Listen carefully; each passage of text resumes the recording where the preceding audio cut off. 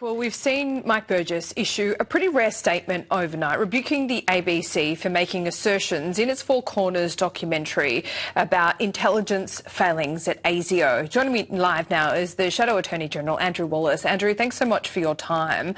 What did you make of this statement from ASIO? It is unusual. Well, it is very unusual, Laura, for Mike Burgess or for ASIO to put out a statement like this. But at the end of the day, Four Corners are apparently making certain assertions, and Mike Burgess has made it very clear that the information upon which Four Corners is relying upon is false, that the source of that information has, as I understand it, been discredited previously, and he's asking the ABC not to air those parts of the program. So hopefully the ABC will act appropriately. Well, is that fair enough to say that as well, even though we do have a Royal Commission? Well, look, ultimately Australians want answers as to what happened on the 14th of December in Bondi.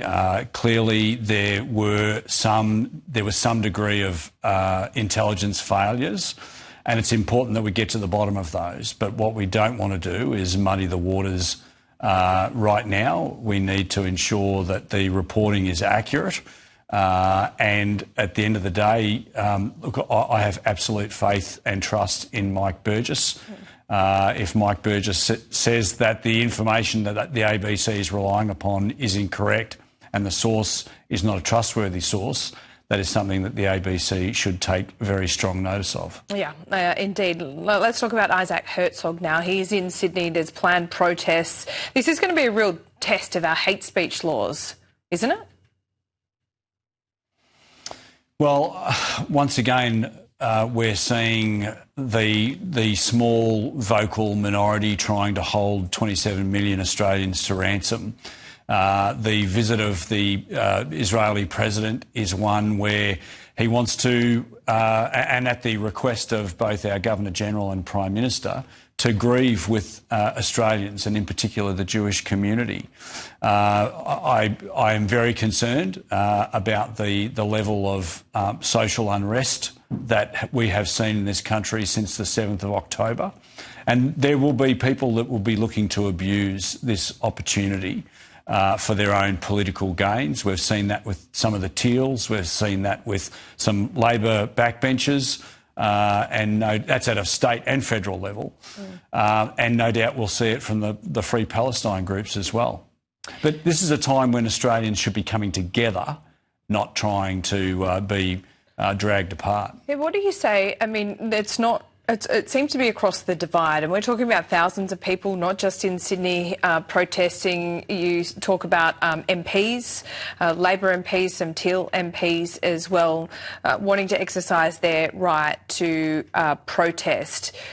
I mean, this is primarily directed at a head of state, at the Israeli government. I would note that certainly the role that Isaac Herzog plays is very different to Benjamin Netanyahu. But where do you come at this from, the right to protest in a democracy, and then the division that creates at such a delicate time?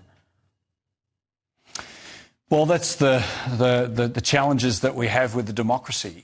People do have the right to lawfully protest, and I use the term lawfully protest, but they don't have a right to cause mayhem and property destruction, and that's the last thing we want to see in this country.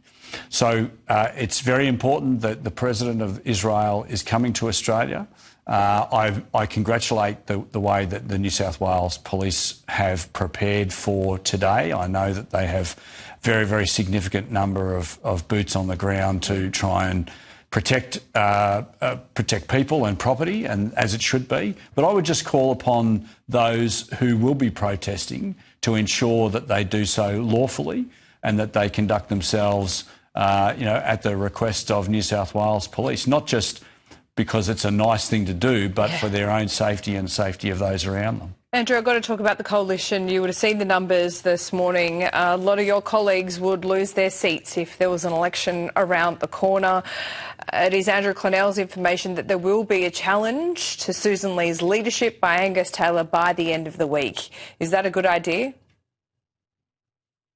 Well, I don't think it's a good idea. I think we need to ensure that the Australian people understand that a united coalition is working for them, not concentrating on ourselves. Susan Lee has done a very good job under very difficult circumstances. She is the leader of the Liberal Party. She is the leader of the opposition. And at this stage, no one has indicated that they're prepared to challenge. Really? Until such time, it's speculation. Really? We've all seen the pictures of these meetings in Melbourne, Andrew. Well, Laura, as you well know, if that person happened to be in shadow cabinet, then they would need to resign from shadow cabinet to launch such a course of conduct. So should we expect Angus Taylor's resignation sometime today, this week? That's a question that you should best put to Angus. But at the end of the day, Australians are relying on an effective opposition to hold this government to account.